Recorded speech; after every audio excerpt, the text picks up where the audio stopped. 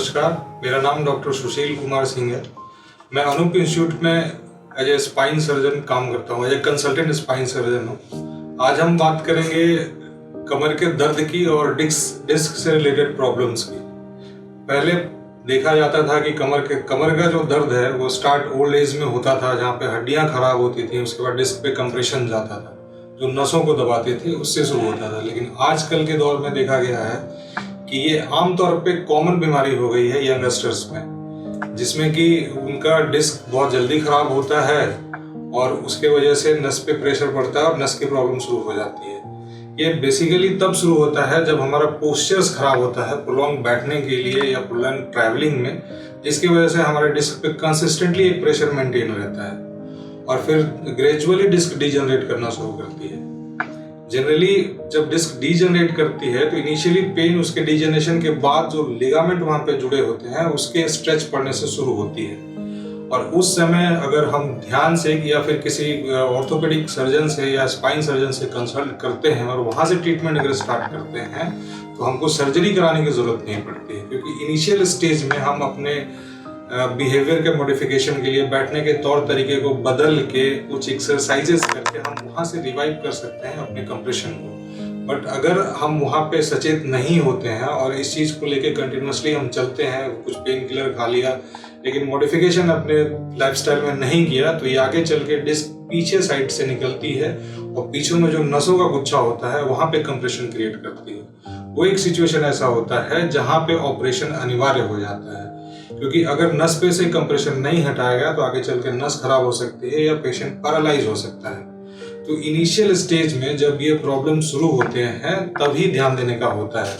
और हम जहाँ तक यंगस्टर्स की बात करते हैं, जो लोग या तो प्रोलॉन्ग बाइक राइडर हैं, जो आज के डेट में जो बाइक पे बैठने का सिचुएशन है उसमें भी फॉरवर्ड बेंड करके बैठते हैं लोग, या फॉरवर्ड बेंडिंग करके रहते हैं, या प्रोलॉन्ग जो कंप्यूटर पे काम करते हैं वो भी आगे झुके ही काम करते हैं। तो आगे झुकने से पोस्टीरियर मतलब पीछे की तरफ डिस्क का निकलना प्रोनाउंस हो जाता है, क्योंकि हमेशा कंसिस्टेंट प्रेशर पड़ता है और हमारा स्पाइन ऊपर से लेके नीचे तक कर्व ही होता है, सीधा नहीं होता। तो उसी कर्वेचर को मेंटेन करना बहुत जरूरी होता है अपने लाइफस्टाइल में। अगर मान लीजिए आपको काफी देर तक एक पोस्चर में काम करना है तो बीच बीच में आपको ब्रेक लेना चाहिए और पोस्चर्स को बदलते रहना चाहिए, जिससे स्पाइन पे आपके प्रेशर, डिस्क पे आपके प्रेशर कम हो जाते हैं और आपका डीजनरेशन का प्रोसेस रुक जाता है, जिससे आपको कमर के दर्द से आराम हो सकता है। लेकिन अगर आप इस तरह से मतलब मॉडिफिकेशन आपके बिहेवियर्स में नहीं करेंगे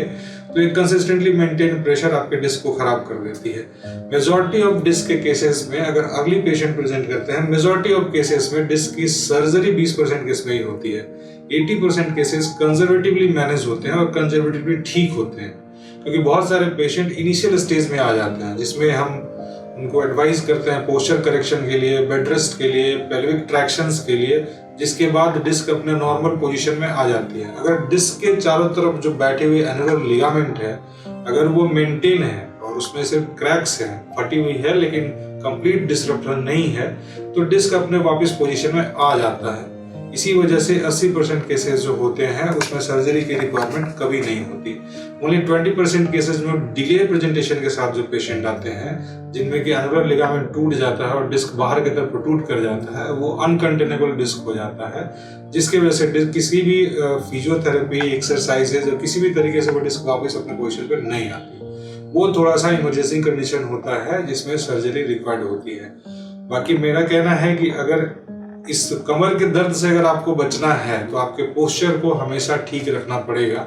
जहाँ पे भी आपको प्रोलॉन्ग वर्क का जरूरत है, अगर बहुत देर तक बैठना है या बहुत देर तक बाइक राइड करनी है या गाड़ी में ट्रेवल करना है, तो कोशिश करें कि कभी कभी पोस्चर्स हमेशा बदलते रहें, एक ही कंसिस्टेंट पोस्चर में नहीं रहें,